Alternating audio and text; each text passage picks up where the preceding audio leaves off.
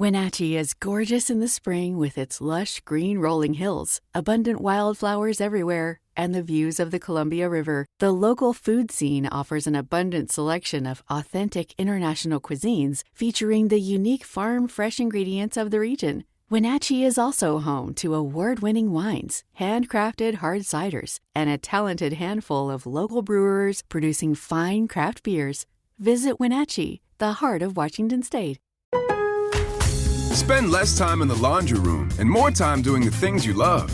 Introducing the Samsung Smart Top Load Laundry Pair, now available at Lowe's. The washer's large capacity means you can fit more in every load. Plus, its super speed setting washes a full load in only 28 minutes. Shop the smart washer that will streamline laundry day, backed by Lowe's Price Promise. Based on using super speed on a normal cycle with an 8-pound load. Terms apply. See Lowe's.com/price promise for details. U.S. only.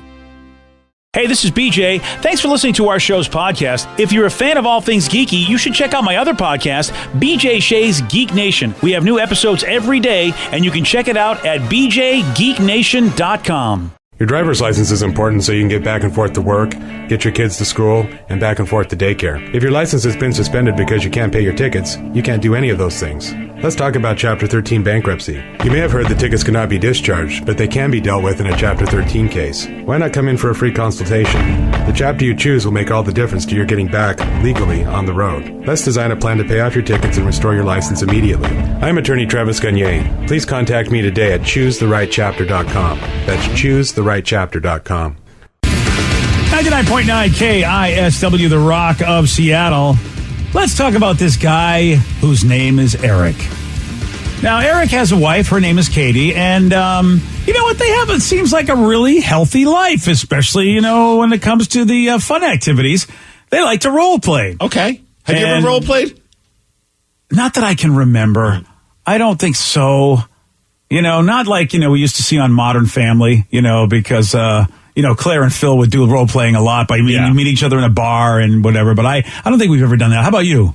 I mean, no, not. I mean, I tried once many years ago. This was like maybe like soon after college, and midway through it, I was like, this just feels like really bad acting. Like, what are we doing? Like, let's just, like, what is going on? Like, we both know we're not. I was in my own head about it. You know what I mean? It's like, we both, you know, I'm not a plumber, and I know you're not, this isn't your house. Like, this is my house, and I had to call a plumber. Why are we doing this? Oh, that's awesome. Let's just make love. Wow. Let's just make whoopee, everybody. Yeah. That's what's up. So Eric and Katie, well, you know what? They didn't have that problem. They like to do the role play. He's a handyman. She's the lonely housewife. Oh, good one. And so they came up with the idea to have the handyman remove a doorknob.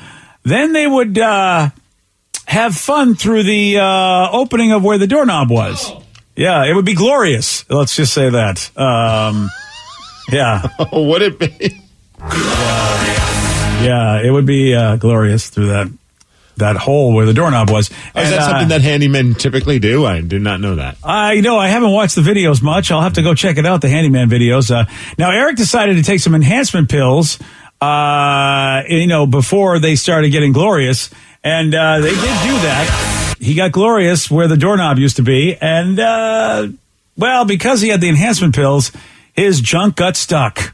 Oh no. See, this is why he's not a real handyman. A handyman would know the amount, like the circumference and what they're working with, and not have to, like, it would be a low risk maneuver. Yeah. You see, I've never taken enhancements, so I don't know if they, like, I know what to expect normally, but I don't know. Do enhancements have you to the point where all of a sudden you hulk up a little bit as well? I mean, I don't know. I mean, you're right, Steve. How, like, you think he would know? Okay, you know, the side that he should know where he can go. You know, he should know. Right. But apparently he didn't with this and got stuck in the doorknob area. And he was in so much pain they had to call 911. He was just like, dude, we got to figure this out. And the paramedics came. And they were like, okay, this is delightful. And they could not get him free. So they had to saw off part of the door. Oh, no. Well, at least you said part of the door right there, because you started with saw. I was like, oh, gosh. Here's the thing. But they took him to the emergency room, and he's got part of the door still stuck to him. Because they basically said, well, we need to we can't carry the whole door, so we'll saw off part of the door. This is just not cool. Yeah, apparently they shared the story on that TLC show, Sex Sent Me to the ER. I haven't seen that show, but I need to start maybe putting that on my Is that DVR. really them or actors? No, they did a reenactment with actors. Okay, I was going to say. They tell the story, and it is so cheesy. It is awesome. But apparently Eric said at the time, I thought it was genius, and she loves it when I'm really goofy. See, I have that same thing with my wife thinks, when I'm a goofball, it's funny, but that's when the joke has gone too far when you're stuck in a door. Yeah, exactly. Yeah. So he had to go to the ER with a piece of the door still on him. Yes, he did. Now, luckily, good news, there's no permanent damage. They were able to the door or to him? Yeah. The door, unfortunately, has got permanent damage. We're going to have to get a new door, I'm afraid. So how about imagine being the paramedics and the firefighters, whoever had to show up to his house. Yeah. And that's what they see. Yeah, they do. They see, like they got wood in the wood. I'd be like, yo, if I blur out your face, can I take a selfie? Yeah, of course you would. Yeah, you definitely would be that guy. Yeah. What worst case scenario, imagine if he had to lose it because of that. Oh, that would be, See, that would be horrible. At least he doesn't, it's no permanent damage. And you're just embarrassed. But you know what? You are embarrassed. And people come in, see you right there. They take you to the hospital with a piece of wood on you. It reminds me of that Big Bang Theory episode where, he got caught. Howard got caught in the machine, and they had to take him and the whole machine to the ER. Yes. And so that's kind of like what that is. Yeah, I would imagine if I was at the ER, because sometimes you see someone walk in and they're like they get help first, and you're like, oh, you got to be kidding me! I've been waiting here for 2 hours. Why did they get? You don't know their backstory, so for all you know, they're like in the middle of a heart attack or something. This guy walks through, I'd be like, hey, bump him up ahead of me. Yeah, get this guy taken care of. This guy's got a door attached to his groin. Right. My heart attack can wait. Wow. Yeah. Well, a lot of people who are get familiar with doorknob holes are saying this guy must have some good stuff going on. Yeah, they're pretty big, all around. Yeah, one person's like 2.5 inches in diameter. Yeah. Yeah. I mean, I'm looking at my doorknob right now, and I would think, I would never have a problem with that. This guy must be the man. Unless it was like a tiny door. I don't know. We don't know what kind of door it was. Yeah, we're giving it a little. Look at Steve. Steve's like, you know what? I'm not giving him any credit at all. It was a tiny door, I'm sure. Babe, I'm sure it was like a door for like a kid's door, like a circus door. Yeah, for like a hobbit door or something. Yeah, a little hobbit door. Exactly. Come on, babe. This isn't a real story. Yeah, no guy who gets stuck. I agree. I mean, I'm looking at the doorknob hole right now, and I'm like, there's no way. Excuse me. Listen, I'm curious. I'm just curious to see if I'd ever have to go to the ER. And I'm like, unless those pills are amazing. Like, if he's just a regular guy and the pills hulk him up that way, then sign me up for those pills. You know what I mean? Let me be the man I've always wanted to be. Everyone's like, I wouldn't be embarrassed at all. Have you seen how big the hole is in the door for a doorknob? Do you think he's walking into the ER like, look what happened to me? What up, ladies? That is a good point. You're absolutely right. What a lady, as he walks in with his wife. I know. Oh, yeah, right. Yeah. But he just has all that confidence. Or she's walking in too, setting off like confetti cannons, like, my man. That's my boy. That's what I get every night. Yeah. Wow. How about that? And you know what? She's like, that door couldn't take it, but you know what? I'm always ready for my man. So vintage homes have smaller doorknob holes. I bet it was one of those vintage homes he had. That's what it is. Yeah. We do not want to believe at all that, in fact, this guy's toting anything. We'd rather believe he's just like, no, he's not special. Yeah. Well, there's a new survey out there. It turns out pretty much all of us, okay? I mean, there's like 92% of us that say, yeah, we have at least one coworker we find annoying. The good news is that I know you guys probably, it's somebody somebody else, if it ain't me, you know what I'm saying? Because I know I'm just a joy to work with. Oh, totally. Yeah. Yeah. You're a joyous individual. Thanks, buddy. Oh, man. So, yeah. I'm trying to think here at work. There's really nobody that I cringe when they walk in. I think there have been in the past where you're like, oh, boy, this is going to be a long conversation. Yeah. I think that's the thing that just annoys me is when someone isn't aware of what our schedule is. So, like, when you're in a rush around 1 in the afternoon, 2 in the afternoon, because you've been here since, 4 a.m., and they want to have a long conversation, you're like, dude, I want to get home. I'm ready to fall asleep. Yeah, it is funny, man. I don't know what it is about our bodies, but as soon as 10 o'clock hits, we immediately just shut down. I mean, I've known that about so many people in the business. They're just done. Their body knows it's like, it's 10 o'clock. We're done. You need like a good, maybe 30 minutes just to decompress. Don't talk to me if you can, and they just don't get it. You're right, Steven. Because sometimes they'll plan meetings right after the show, and I'm just like, do you realize my body is just done? I'll take the meeting right after the show than the 2 o'clock meeting where they expect you to stick around. I hate that. You You're realize I'm going to fall asleep if you don't have snacks in this meeting. Yeah. Oh, yeah. The 2 o'clock meeting is ridiculous for people like us. You're absolutely right. The annoying coworker, I could think of one. And I'm not naming the person. He no longer works in this building anyway. But he would even be a person that worked on the air. And every time I would see him, it would be like around noonish because he had the later shift. It wasn't on our station. And he would always say, well, you're working late. And then I'd be like, well, right. Okay. And then he would want to ask me why I'm working late and have this long conversation. Like, you realize that he's like, I can't believe you're still here. I'm like, well, I'm still here because you're still talking to me. Like, I have my jacket on. My bag is over my shoulder. I'm 1 foot out the door and you're grilling me about still being here. Yeah, it's a big, you know what, the more open the workplace, the more you got to deal with people like that. And I'm that kind of person. So I really can't throw stones. And the number one thing on this list is totally me. And I'm really trying to work on it. But the fact that my hearing is going, I don't know how loud I am. And that's the number one thing on the list, the coworker. Well, you're not bad. It's only when we have like those meetings like 10 feet from our studio doors and you come running out, singing a song about Vicky, and it's not necessarily It's a great song. Usually it's one of the best profane. songs ever. Yeah. Well, that's what they get for putting us so damn close to their meeting area. They used to have us at the end of a building where nobody could find us. Yeah, they kept us in the back of the house. Yes, that's what you do with the air talent. You always put the crazy DJs in the back of the building. Don't they know they're loud and annoying? Exactly.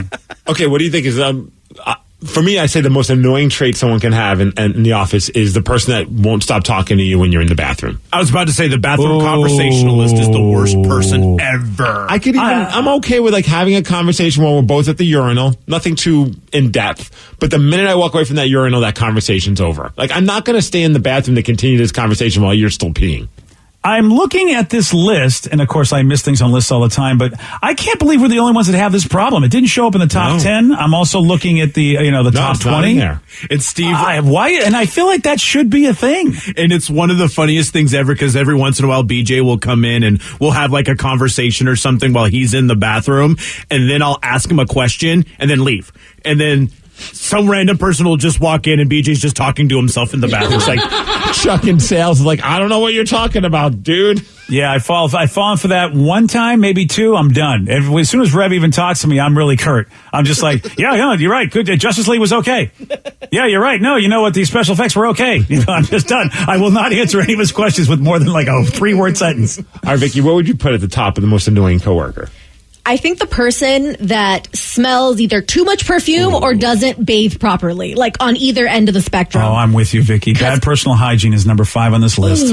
That's a good one. I remember my wife, she would complain about sometimes coming home from work, like, this one person with the strongest cologne. It's like, what did they do? Like, they just dumped it on themselves? Right. Or even perfume, and you feel like you smell like it the rest of the day. It just won't leave your nostrils. See, I feel like that's a Steve type person. But Steve, you're smart enough to know you can't smell a lot. Where I think a lot of these perfume people don't know that they don't have, I guess, as good of a sniffer as everybody else. Because it is unbelievable how much perfume there are. And it's like, how do you not know this? The only thing that's a scent on me is either the soap that I use to take a shower with or the deodorant that I'm on. Like, I am not the person. I'm not a fan of cologne, perfume. Like, none of that stuff does anything for me. All it makes me think is, great, now I got to wash all of this stuff.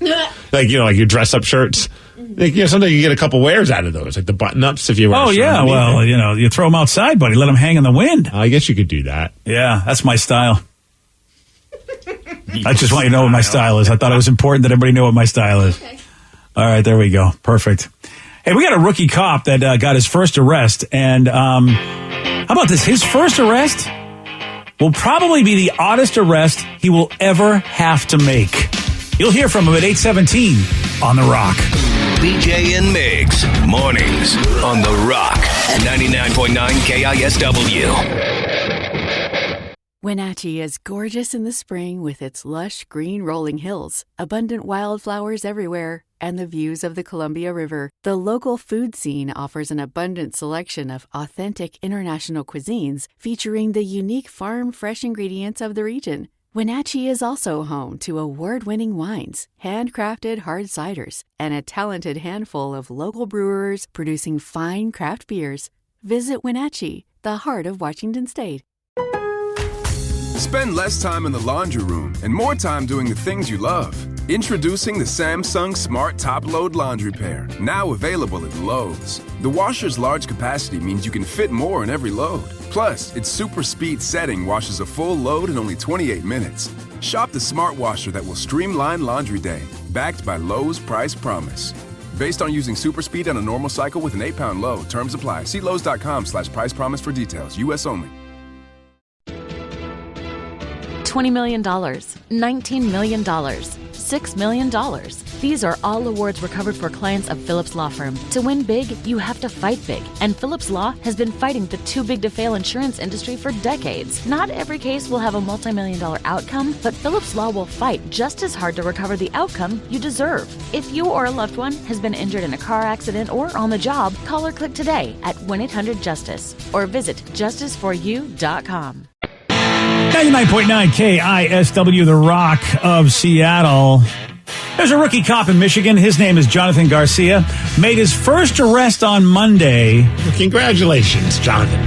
Yeah, and I hope this is the only type of arrest that he has to make of this type, because he arrested a guy after the dude was caught defecating in broad daylight in front of a church.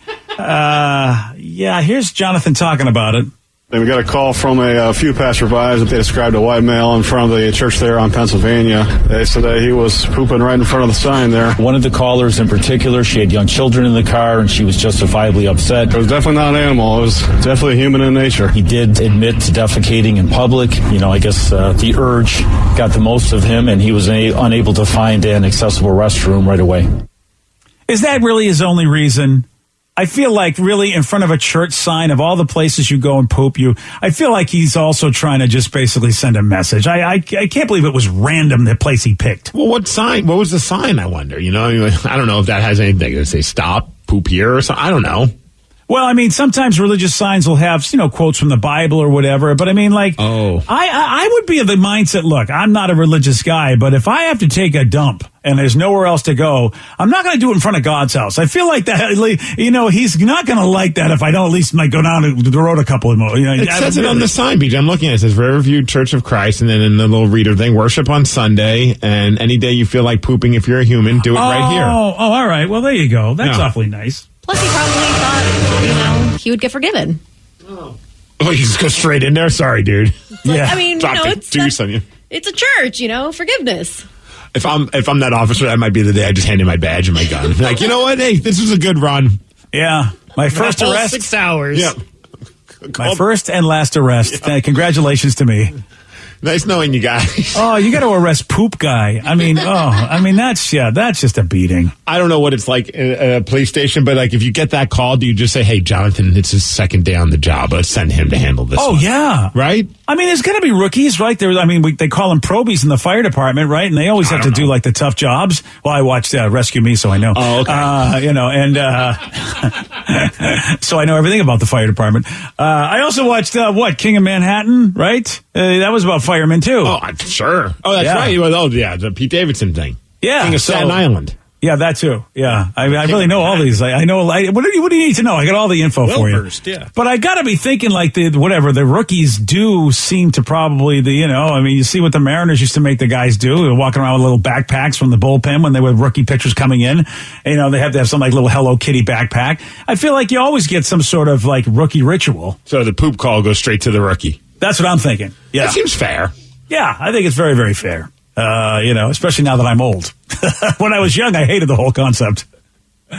Wow. Yeah, that's... fortunately, in radio, we don't have... More often than not, we don't get poop calls.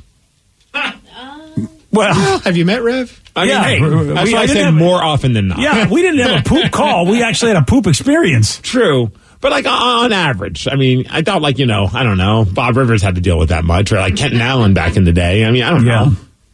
Yeah, I haven't talked to them and said, hey, did you guys ever have any poop situations? Is it bad that now I'm wondering how many people call in either to play Beat Migs or to chime in on a topic that are on the toilet? Oh, probably 50% at least. I was going to say maybe 20 to 15 to 20%. I'd say at least 50% listening to us while on the toilet, not necessarily calling in, but I think that's a good number, Steve. Oh, I do the show while I'm on the toilet. Oh, you guys didn't notice? Oh, yeah. This isn't a chair I'm sitting on. Oh, gosh. Yeah. Should we have a theme week? Yeah. You can only call in. You're on the crapper? How You about think a the crappiest week of Beat Migs. I don't want to do this. But can you tell the echo? That's why I'm always afraid to talk to anybody on the toilet, because there's an echo in my bathroom. Totally. So, yeah, I don't want to ever be called out. Oh, dude, whenever we had a salesperson, and more often than I was a salesperson, because they were always on the phone, they were always moving and shaking and had to take calls. And we have one of our guys, like, will be in the bathroom, and you hear him talking while he's in the bathroom. And those were the times where I maybe made out a couple of, like, audible sounds. Like if I was at the urinal, I was like, oh, best pee ever. Were they grunting while they talked to these people? No. Or were they good at it? Okay. Steve was. I was. Though. Okay. Yeah. It's like, I gotta have some fun. Right. It's weird that you're on the phone while you're in the bathroom. Yeah. You know, we say it's weird now, Steve. In 10 years, is it going to be weird anymore? Yes. In 10 years, it'll just be weird if people are on the phone. I don't think anyone's going to be using a phone to talk. Because, I mean, people are doing... we're going. People are doing everything else in the bathroom with their phones. Yeah, and that's fine. I don't have to hear you, though. It's just, yeah. I don't know. I mean, do I want to hear a guy talking on the phone, or I want to hear a guy having a hard time in the bathroom? I'm not too sure. I'll get back to you on that. So what, the next Beat Migs, will that be the crappiest Beat Migs? Wow, probably not. Yeah. That's asking a lot of our audience. It surely is, yeah. I mean, you sit on those things for too long. Sometimes we talk and we're not on time. Yeah. Someone says there's no echo if you leave the door open. Oh. Well, that's delightful for the people that you're around. It's like when a door broke on our bathroom, last week? Yeah. And we had the bathroom door wouldn't close. Man, that was really uncomfortable. Yeah. It's stressful. And it just said, like, you just think like a ghost is coming in, because all of a sudden it's just like opening up. I'll be right out. See, you guys, that's really the COVID life. I didn't say anything, but we're supposed to have our bathroom doors open, because that's what they have. Every, like, public place you go to, the bathroom doors are all now propped open. None of the ones I've been to. Really? No. Oh gosh, yeah. I was just at the mall yesterday, and like all the bathroom doors, like you go in there, they prop them open for COVID ventilation, and I was like, this is odd, because some of these doors, I think, didn't take into account that they would be open when people are using the bathroom. Yeah, because I was just at a Target, and I used the bathroom, and it was awkward because I was going in and someone was coming out, but they were like trying to open the door without using their hands, so like I almost smashed their face. Oh, and I was like, my bad, man. You don't think about it, And then you're right. Yeah, because it's just like, but you go in there and they have like directions on how you should open the door. But I'm like looking at these directions and I'm like, I think I'll get my hand stuck in the door if I do it this way. Because like they want you like kind of like wedge your arm in there and pull on this. I'm like, that seems a little much. Like just keep the door open. What about the little door things? I mean, PCC or Whole Foods or PCC have had these for the longest time. Maybe it was Trader Joe's too, where you do open it with your foot. I think Trader Joe's has that. Yeah. Yeah. I thought everybody would be putting those on the doors, once COVID was a thing. Got this survey. It looked at what qualifies as an adventure. Now we've all been cooped up for a year. So these are things that we probably would have thought lame pre-COVID. But now post-COVID, we're like, man, these are adventurous. Going to the bathroom at a Target. Yeah. Hey, look at that. Number one on the list. Yeah. Gosh, it's interesting. Trying a new recipe is now considered an adventurous thing to do because you don't go anywhere. Well, I had to bake that one time. That was pretty exciting for me. I would say it would be, Steve. I mean, because you don't do that. No, and I think it was pretty exciting for my wife because she got to watch me attempt to do something that she does so effortlessly, like just put together like, a little pie or something like that. And I'm like making a mess all over the house. I'm having a tough time using the mixer. So I think she was like, see, it's not so easy. Aww. And I'm like, I never said it was. I know, exactly. Who I don't know. Unless she's getting that from you. Like, oh, you sit on the couch like this is easy. Yeah, you just whip this up. That's what you think. It's funny you mentioned the recipe thing because we get imperfect and sometimes you'll just get a random thing in your box. And we got an eggplant in our box. And now we're like, ooh, now we need to look up recipes for eggplants. So we're going to try out an eggplant parm. You don't know what that is? I'm very confused. Was that like a euphemism that you got what are you talking in the about? box? Imperfect produce. Oh, yeah. Imperfect is a delivery. Oh, I'm sorry. I figured everyone knew about it. I have no idea what you're talking about. No idea what this is. Imperfect is food delivery, and they'll send you like groceries, like fruits and veggies and stuff like that. But they're not the perfect ones. Like maybe they'll they're a little too ugly or something, or too windy looking, or just not something that they would put in a grocery store shelf. So yeah, that's how we get our fruits and veggies. We just get it delivered to us. It must be at a good price, right? I don't know. The wife pays for it, so I don't really pay attention to that sort of thing. It better be if it's imperfect. I mean, I would imagine that it's stuff that nobody would want because they wouldn't buy it. Yeah, but it's totally making us a little more adventurous, and we got an eggplant, so we're going to be trying some stuff out with that. Yeah, dude, for real, I was like, what kind of, dude, that's a personal story. You don't need to share on the radio that you got an eggplant in your box. Yeah, and it's imperfect. We don't need to know that. Wow, I've never even heard of this thing before. Yeah, it's to kind of cut down food waste, because a lot of grocery stores are like, that's not pretty, or that's not going to be good for the shelf, so they just kind of don't use it, or they'll throw it away, and this is a better delivery system to kind of prevent food waste. I feel like I saw these guys on Shark Tank. It sounds very Shark Tank-esque. Yeah, I don't know it, but I definitely, now that Rev and you guys have talked about it, I do remember hearing a concept like this. How about the number 2 thing on this list of things that we now do that we consider adventurous that were pretty much lame pre-COVID is that eating outside. People didn't eat outside before? Oh, I get that. Well, it's kind of a chore to do. Like, if you're going to go for a picnic, you got a basket, you got a blanket, I was thinking eating I thought eating at a restaurant outside is what they were talking about. That's what I thought, too. I was like, oh, yeah, I'm not really a big fan of eating outside at a restaurant. No, see, I take it as we can't go to restaurants, so we'll go have a picnic somewhere. And that's like a lot. Oh, yeah, that is a lot of work. Yeah, maybe that's what they mean. I'd rather just get a drive-thru and just eat in the car. Just park and eat in the car. Roll down the windows. Now, I will say this, is that I've seen people eat outside with no heaters. Like, I've seen this whole walkway at Bellevue Square where there's some restaurants, and I walk by these people, and I'm freezing, and I'm looking, and I'm like, there are no heaters. They're literally sitting in this chair, and I'm like, how quick does that food get cold? Like, someone's got a bowl of soup, and I know peace out. You better eat it in 2 seconds, or you've got cold whatever it is. Or people down by Alki, eating in their parkas, out on the patio. Oh, and it's so funny because they're literally shivering in a little tiny tent, but there's no heater. It's like, what are you doing? Just go home. Just take it to go. Well, there's a place by our house in Puyallup. I think it's called Farm 12. And it's a cool spot. We haven't been there yet, but it looks cool. But they had for a while, I don't know if they still have them, but they had these weird see-through tent pods. And so people could sit outside, but also be distant from other people. And I was like, these are just so, I just feel like I'm on a different planet. Yeah. I like the tent pods. See, that to me looks cool. They were cool, though. They were cool looking. How about watching a new TV show or movie makes you adventurous? Do you feel that way, Steve? Because you've watched some new stuff. I feel like it's just, no, I don't feel adventurous from that at all. I just feel bored. Yeah, I mean, the stuff on this list really is very lame. And I don't know, maybe these are the things that people saying, like taking the long way home, ordering from a new restaurant, choosing a new book to read, that's all adventurous stuff. Reading. Right? Well, when something will go on a walk, a different walk, and we're like, oh, this is exciting. Okay, then you pretty much. Over a year can't ago, throw stones. We would have never said that out loud. Yeah. And oh, you're doing this. We can do something else. But now it's oh, let's go for this walk. It's outside. I know what you mean. You're absolutely right. And it is pretty lame. And I would never say it out loud, but yeah, I have thought that at times. You see, hey, look at this, man. I always thought it was, adventurous going into the mall when they opened it up. I mean, I look like an idiot because I'm double bagging. I've got the mask and then the glass shield or the plastic shield on. And I feel like I'm an idiot, but it's I feel like I'm also going on an alien planet where, I hope I don't get in, I don't lose my oxygen.